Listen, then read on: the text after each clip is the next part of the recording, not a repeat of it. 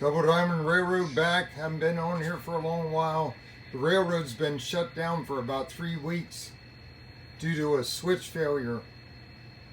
3 weeks ago on the weekend, I soldered up all the yard because everything been doing okay.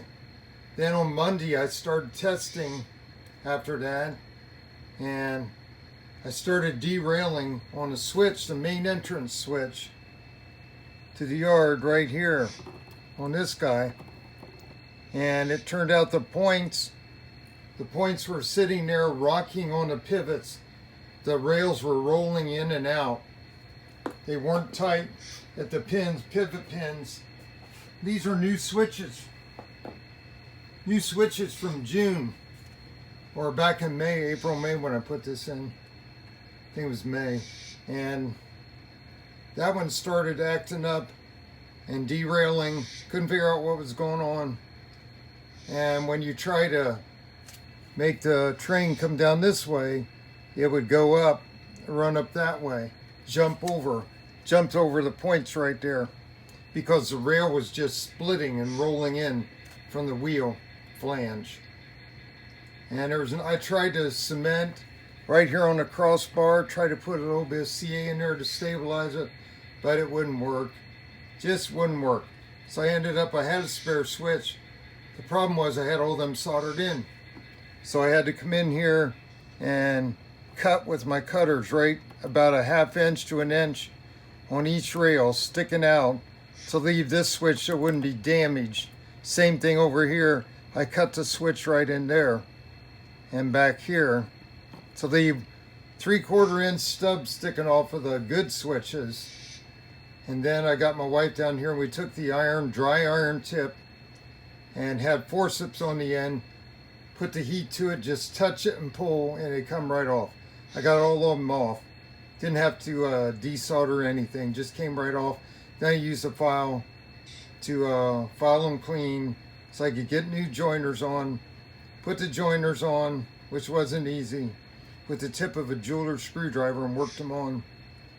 And I had to get them back far enough to get past so that you could drop the switch in. So I got all those on, and then I left these slid back. I can't even remember how I did it now. I think I got this one on first because I couldn't slide them back. So then I had to slightly bow the switch to get it to drop down there. Finally got them back far enough to be able to drop in. I had to straighten the switch out. And I've lost this whole switch stand over here. Put a new plate, had to dig this hole out. So I'm retro working that a little bit. So now I got to slip the push rod under here is the next thing and get the stand mounted. I'm going to get some help for that. Then there were actually 3 problems. After I put this in, I was having trouble right in this section, and it turns out there's a little bit of solder bled up through on the inside and was squeezing the track together too much there.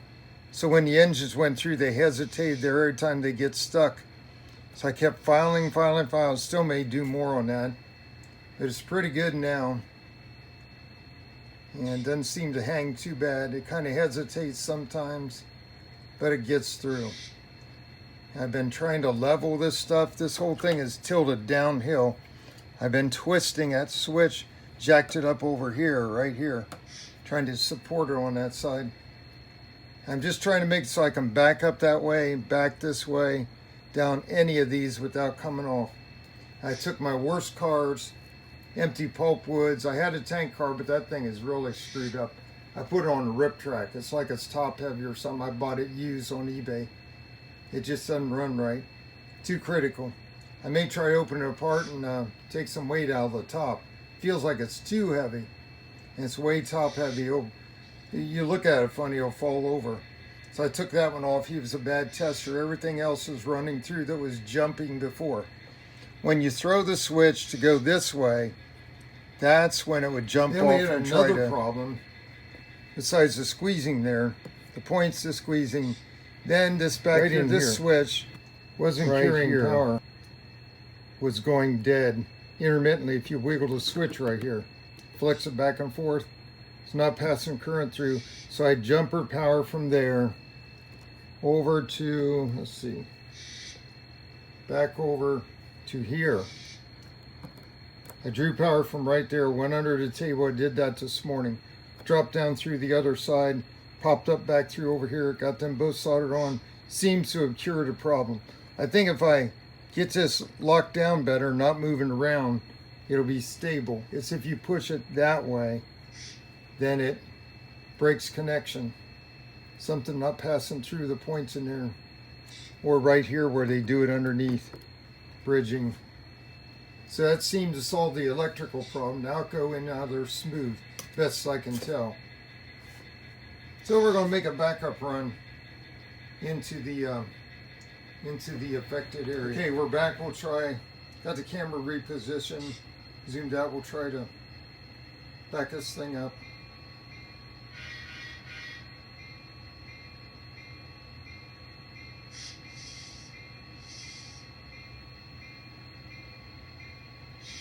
I'll try to back it in at 10 miles an hour, yard limit speed, or yard speed limit, whichever way you want to think of it.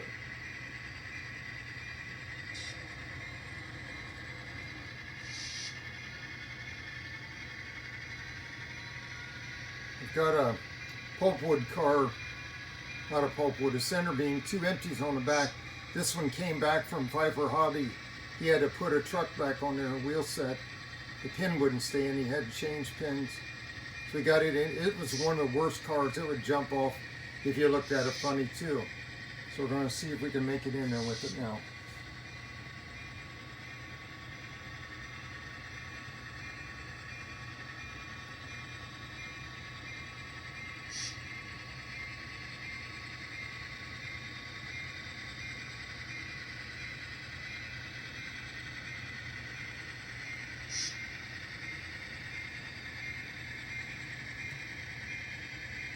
We're going through like 4 switches this way.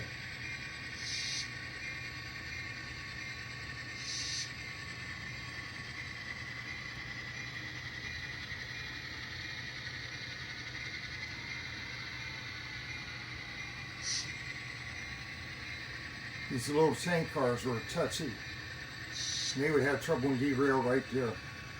They're doing better. If I keep following those bumps down, it'll run real smooth through there. But this is the best it's been since I built it.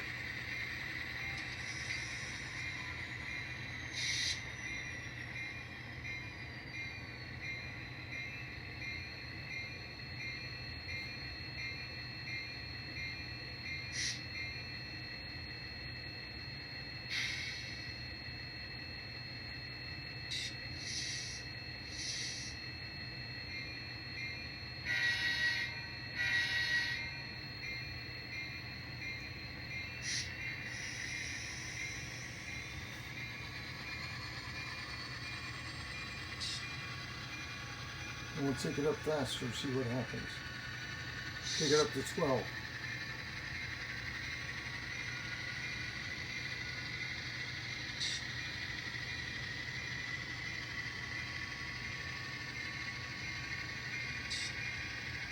$13, $14, $15, which is really about 17 to 20 miles an hour when I get on speed step 15. So I made it through there, good shape.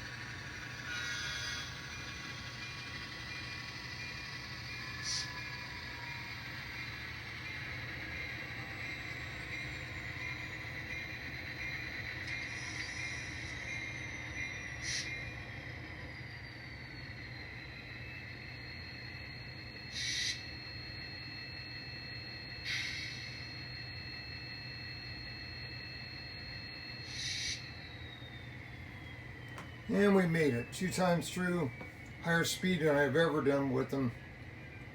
Back in her 10 mile an hour yard limit, speed limit. So I was doing 15 at times, 12, 13, pretty good. And that was the hardest way to go. I can go up through and pass to the main back out. I never had trouble with that before. Next thing I'll do my grain train back. I'll get this guy out of the way and put the grain train in there. Back him all the way from the yard lead. We'll do a bunch of tests. Back out to yard lead, go back down around, come back through at a good clip. Test 2 different trains. If I can get that center beam through empty, that one there was one of the worst running things. I didn't think we'd ever get it to run right.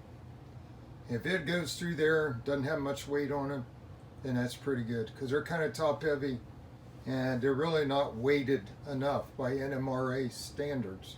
The ones with the wood loads go through a lot better. And those Atlas tank cars are a good test, especially being right by the engine. They want to push off. So I think it's passing the test now. Already soldered it in because I needed the conductivity and to stabilize it a little bit. We're going to try to super glue down some points and make it firm now after I do some more testing with 2 trains. So just wanted to let everybody know where we've been. Double Diamond Railroad, have a Merry Christmas and a Happy New Year. Out.